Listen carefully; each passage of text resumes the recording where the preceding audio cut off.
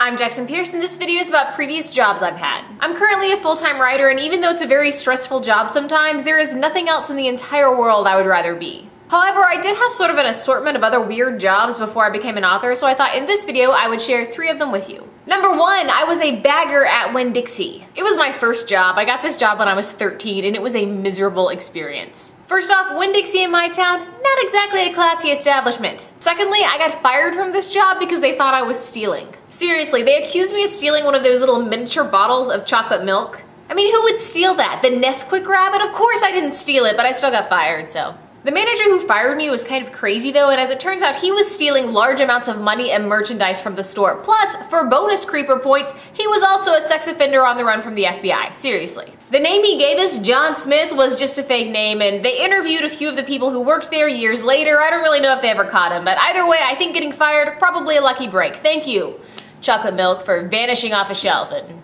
yeah. I mean, chocolate milk is delicious, I just wouldn't steal it, that's all I'm trying to say. Number 2, I waitressed at a really trashy bar called Wackadoo. Yes, the name sounds inappropriate, I know.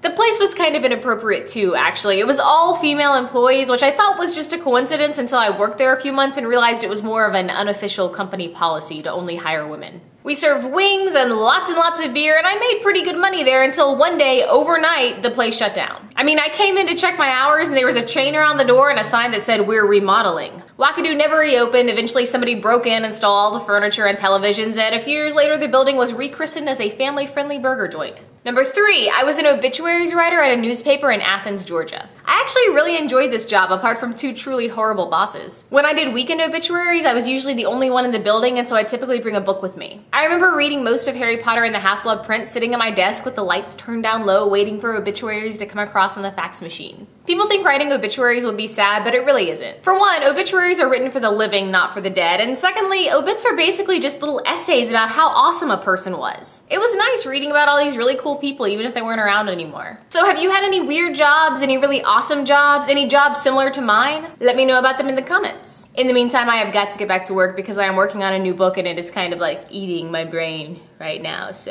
yeah, I will see you guys tomorrow. Bye.